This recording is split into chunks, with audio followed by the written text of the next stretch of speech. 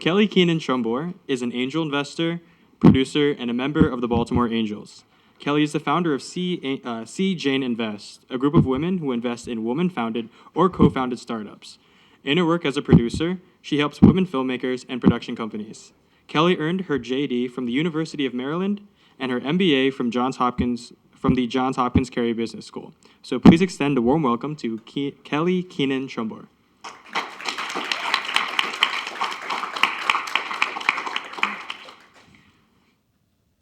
Access and representation. They are two very strong guiding principles that have been a part of my life and that I hope are part of the lives of the founders I wind up supporting. When I talk about access, this is, can you actually get at something? And usually that something is pretty important, like power or money or influence or the language around any of those. And when you're talking about representation, it's, do you show up to the privilege of the access that you have? Do you use it? When you have representation, you have a chance to claim it, and you have a chance to show up to it. My name's Kelly Keenan Trumbore. I am an angel investor, venture capitalist, and producer, and I have a portfolio company called C. Jane Invest. It is just my company, and I have invested exclusively in female-founded companies. The driving mission behind C. Jane Invest is about increasing access and representation for women in the startup world. I am a female investor, and I represent only about 20% of women who are active as angels and venture capitalists. And it's roughly the same percentage for women who are early-stage startup founders. My portfolio company backs high-growth, early-stage founders. They are female-founded companies. C. Jane Invest at this time has 10 companies. The collective valuation of the companies in my portfolio is around $25 million, and I've been honored to have any part of that success, no matter how small, where I've been able to help them. It just means the world to me. So how did I get started with any of this?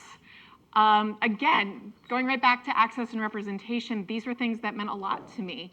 And it started when I wanted to know the language. I had a dad who was an executive with a Fortune 500 company, and growing up in the 80s and 90s when we would have dinner parties at my house, I'm not sure what your homes would be like, but a very natural segregation would happen where the wives kind of went into the kitchen, and they were all very smart and talented and doing really cool things, and all the men would wind up in the family room.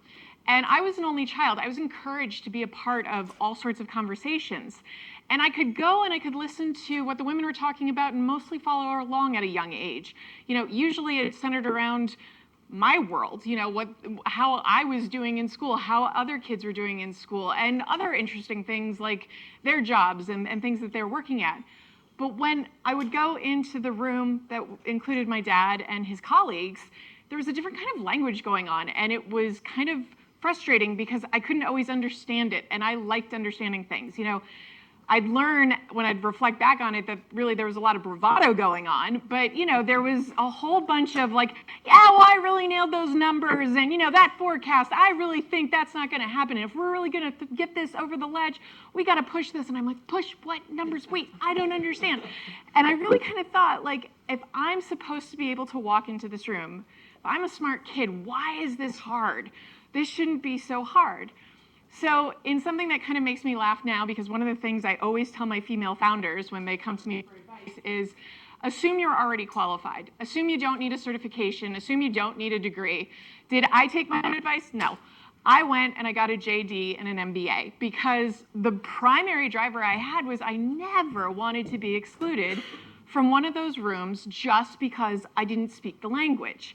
And I kind of just sensed that if you understood law, and if you understood the basics of business, you had a leg up somehow. Like you couldn't be told, oh, you know, this is gonna just be a little over your head. And the fear factor that might come in just naturally from your own lack of confidence, I could always check in with myself and be like, hey, I have a JD, I have an MBA, I can be in this room. Which, again, totally over-prepared. But I went to law school knowing that I wanted to do something outside the traditional path of a lawyer. I really wasn't interested in working in a law firm. I wanted to get into lobbying and I wanted to get into politics. And again, this is about access and representation, where the JD and the MBA gave me language where I broke down a barrier and I all of a sudden had access to this very foreign sounding world and all the things that went on with it. Lobbying helped me seize the power behind that access and use it for somebody else's good. In law school, I started out working for special education and juvenile justice cases. A lot of times my clients go back to issues that were affecting women. There were a lot of single mothers. There were a lot of mothers on welfare. There were people where somebody's grandmother, somebody's aunt took the kids in, and then they needed to figure out the school situation for them. I had my MBA, and I used that knowledge to leverage it for lobbying for the National Association of Women Business Owners. And this was really about getting access for other women, other minorities, to funds and information that would help their business. So in the 90s, the Clinton administration had done a study to see how much federal money was actually going to women-owned and minority-owned businesses. They funded the study, they did the study, they never released the results of the study, which suggests the results weren't so good. So I spent my time trying to get those results uncovered, and along the way, I met some very cool people. I met the Women Under 40 Political Action Committee. It was a nonpartisan group that brought people into politics who were women of either party. It didn't matter. We just wanted the representation, because at the time, the percentage of women who were active in Congress was so small. And if you think of the issues that can impact women in this country under the age of 40, to think that only a handful of people would represent their gender and their age on the floor where the bills are being debated was kind of astonishing. But as we were trying to recruit these people to be in Wolfpack, we realized, hey, there aren't a lot of people stepping up to the plate to actually become politicians. So we started a group that actually trained high school and college women to run for office. So I had the privilege in the beginning of my career to share what access I had to the legislature, to knowledge bases of law and business, with people who are trying to get more information, more funding, and even the support systems, because that's another thing about access and representation. If you have it on your own, that's fine, but usually you need a community or a group that's supporting you, mentoring you to take you to the next level. So everything was going great in my world, but there was one place where access and representation was denied to me, and it had nothing to do with being discriminated against or not having any abilities. It was just random bad luck and biology. My husband and I wanted to show up to being parents, and unfortunately, it didn't work out for us, and I had to go to IVF. I wound up medically having a very rare reaction to some treatments, and I got very sick, very ill, and I had to quit my job. Now, I don't know about all of you in this room, but I consider myself a working breed. And if you tell me I have to sit down and watch daytime television and get better, I will chew on the furniture. I hate it. But I had to quit my job. I had to get healthy. And it was very frustrating because I had just cut off my access to my talents and to the professional world I loved. But I had to really just take a minute and say, okay, what can I claim here? What access do I still have? What privilege do I still have? And what can I do about that? And what I had, which frustrated me, because if all I could do to make myself a parent was write a check, if it could be as crass as that, my world would have been great. You know, it would have just been wonderful. But that wasn't going to do anybody any good. But I realized there were these people, these women who were creating businesses where me writing a check meant the world. It was the difference between their idea stagnating and a door opening for them. It was the difference between them being shut out of a room and them having representation in a room. And one of my friends, Jess Gartner, who is here in Baltimore and is the CEO of Alaview, happened to be starting a company. I was talking to her about it, and I wanted to help her, but I didn't want to work for her. And I said, you know, how do I help? And she said, well, I need an investor. I'm trying to get lots of investors. Can you invest? Strange question, and one that I had never really thought about, and that alarmed me. Because here I was, this highly educated MBA, JD, I had been in Washington, D.C., all this fancy stuff, and I couldn't answer the basic question, can I invest? I mean, first there was by invest, do you mean my money and that it could go away and I would never see it again invest? Can I do that? Should I do that? The next question was, no, seriously, this accredited investor thing. The first question people ask me when they say, I like what you do, how can I get involved? After that question comes this question, how hard's the test to become an accredited investor? Did you have to study for it long? There's no test. An accredited investor just is the government's designation about whether someone like me has the financial resources to back your company, take on the risk of losing that money, and not feel significant pain. It came about after the Great Depression because a lot of people lost their shirts and they had no backing. They couldn't have a safety net. The government said, that's it, we're putting a threshold up. If you want to invest in these high-risk ventures, you have to have your own safety net. We're not here to bail you out. So that's all that means.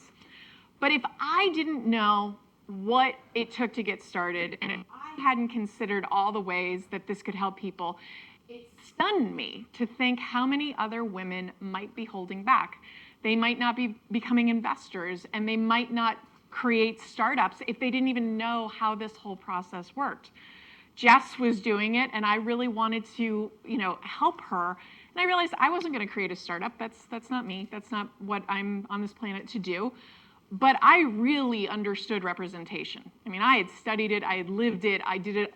I showed up on behalf of other people's causes, and I knew that when people like Jess pitched investors, they walked into a room that was largely full of white men. And that's okay. That doesn't mean that white men don't invest in diverse companies, but it wasn't happening very often. And it was really kind of killing the spirits of the entrepreneurs who were minorities or women. They wanted to go into these rooms and they wanted to see people who might look like them and might be welcoming to them in their way of thinking if there was just even some recognition of like, hey, I'm glad you're here with me. I'm glad you're in the room. Whether or not I invest, it's not just an old boys club.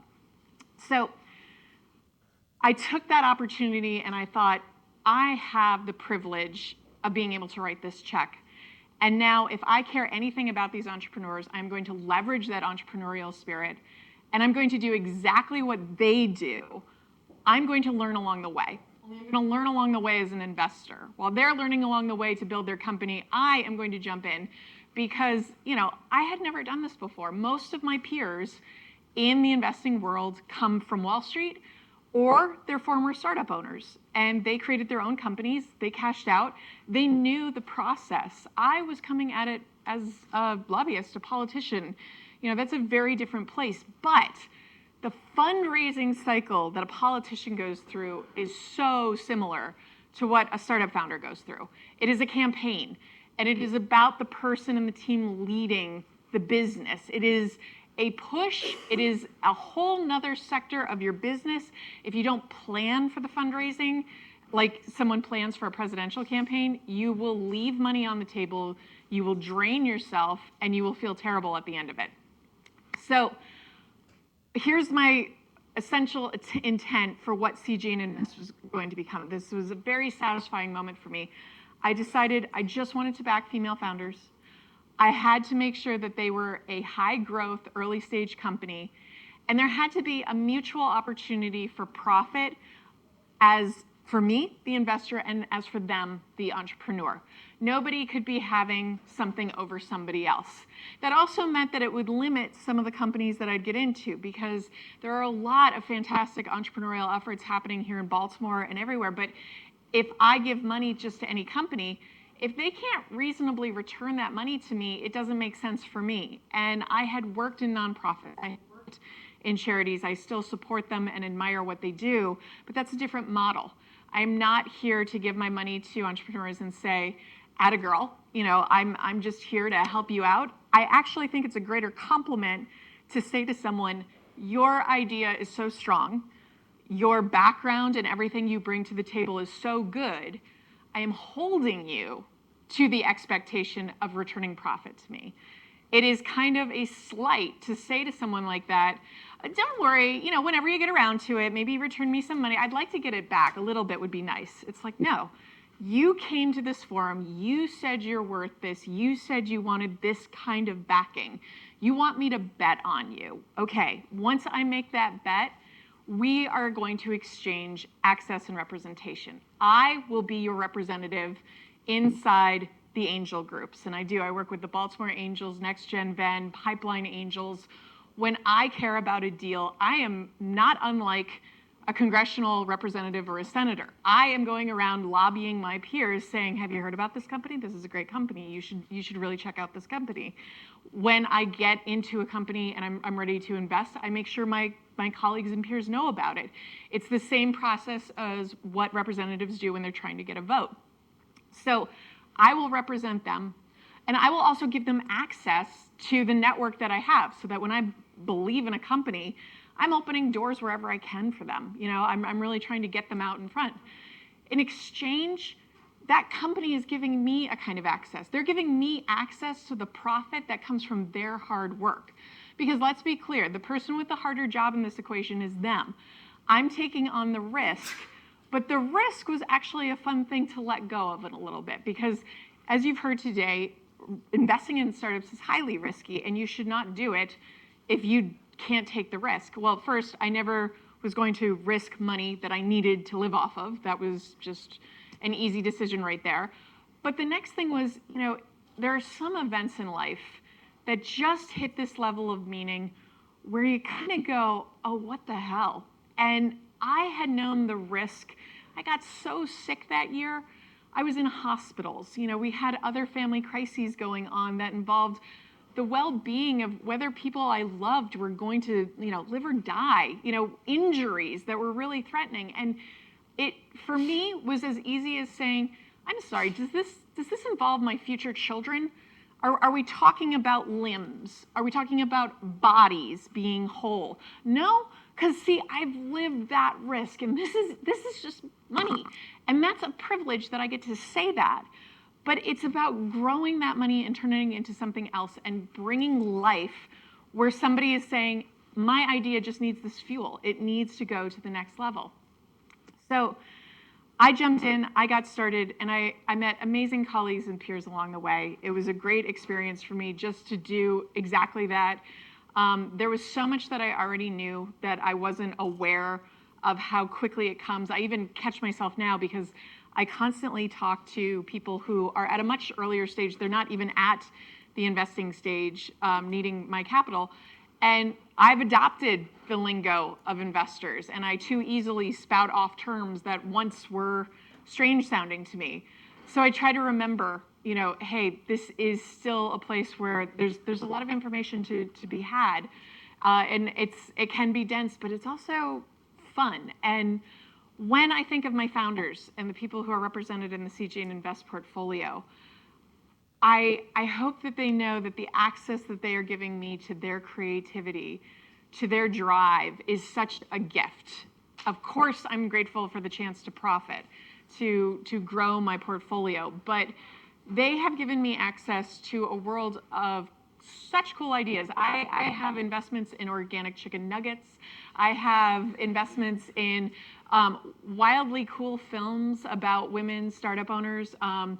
There's just so many great things. It is the business world's art forum, startups. That's what it is to me. And that I get to participate in that. I wouldn't have come up with those ideas. So I get to find out about what else is happening in the business world. That gives me a richer knowledge base on top of all, the numbers that I run that show, yeah, hey, I'm heading in a great direction with this portfolio. And in exchange, I hope I am giving my founders a look at what happens when you have confidence to step up and claim the access you have and say, I'm holding this door open for you. Because when companies pitch, I have turned down investment opportunities because I don't see a woman in the C-suite. I don't see a female founder. That's just my objective, there are lots of ways that people invest, and there are lots of groups that are underrepresented in the startup community. But I hold the door open for women, and I hold the door open for women because I think their ideas are cool and fascinating, and business is a branch of the marketplace that informs politics. So don't kid yourself. If you become the next Bill Gates, you will get phone calls from presidential nominees. You will be asked to comment on major policies that affect our world. Your company and the template it sets for workplace culture, how you treat employees, the products that you put out, the sustainability of those products, you will leave something that people will study and model. So I really feel like I just kind of hopped over a little bit, and in a weird way, I'm still influencing the political world. I just moved into the business side. So for any of you who are interested, please go check out my Facebook page on CJ, it's CJ Invest Facebook page. If you'd like to follow along there, I'll have some more information coming out, and that's where I post a lot of the newest stuff. But congratulations to TCO, and I hope everybody enjoys the rest of their conference.